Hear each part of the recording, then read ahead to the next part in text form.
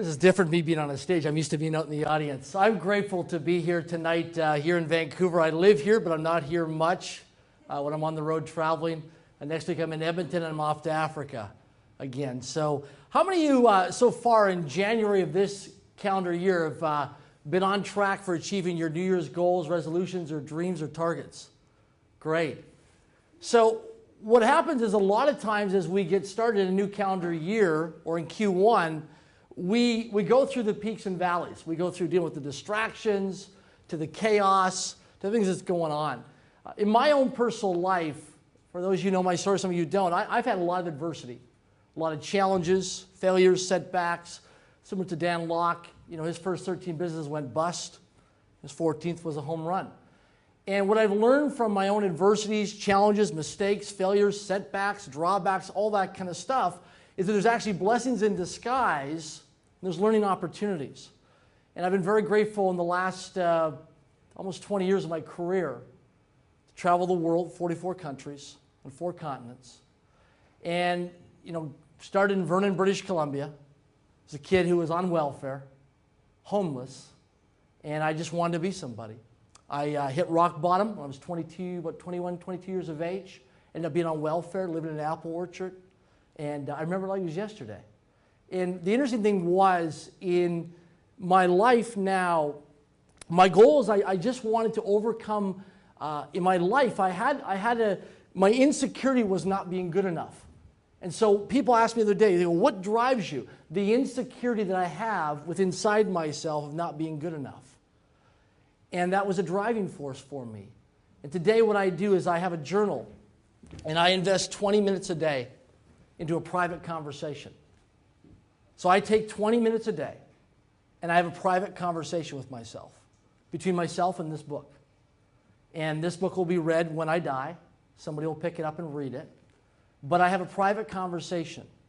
And I want you to think about in your life, whether you're here to earn more money, you're here to learn to develop a millionaire, a multimillionaire, billionaire mindset. You want to learn more, earn more cash, which we'll talk about today. These different things is realizing it's the time that you spend with yourself every day. And one of the things that I've learned in my life was that I originally wanted to, you know, just learn to improve my self-confidence. I got into this industry kind of by accident. I'd done multiple suicide attempts in the early 1990s to try and end my life. I was in Vernon, British Columbia at Predator Ridge Golf Course, and I'd done over 200 practice tries to try and run my car into a telephone pole at 140 kilometers an hour, 85 miles an hour. And on the final attempt, something inside me shifted, realizing there was a higher purpose in life. I don't know what it was. And I drove into a guidance counselor's office, outreach program, crisis line. I went in there, and a lady sat with me, and she says, you have so much potential in your life. And what was interesting was, she sent me to a Dale Carnegie program. Now, I didn't know who Dale Carnegie was. And what was interesting was, I went to the Prestige Inn Hotel, walking around looking for Dale Carnegie, because I thought this man was alive. Went upstairs and asked a couple different people, and they said, go into this room. I walked into a room like you're in tonight, terrified. Didn't have the self-confidence, didn't believe in myself. I was just thinking how I could get through another day of life. I had incredible amounts of negative self-talk, shame and guilt from my past. I was a kid who at age 1, when I was a year old, my sister died at 4 of a heart transplant failure.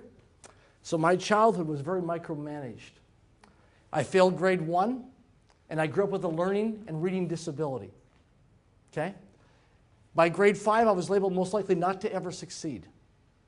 And in grade 11, I was taken out of class by a guidance counselor and a school teacher. And they said to me, we hope that you will succeed working in construction or pouring concrete or paving because you'll never go far.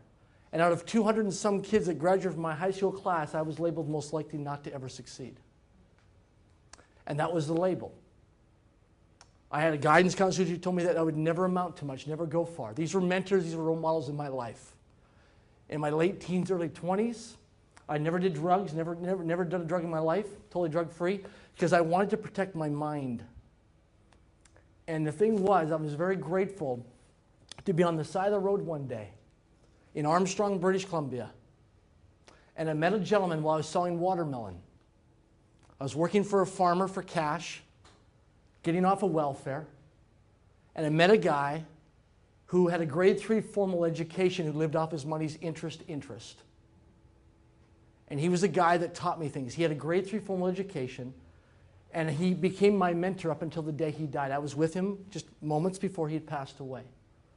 And he was kind of like Dan Penne. He was a guy that would drive me down a road in Vernon, Kelowna. We'd drive around, he says, "What do you see?" And I would say, "Well, I see a bunch of dirt and a fence." And he goes, "Oh man, I see a 36-unit complex." And he would drill into me mindset training.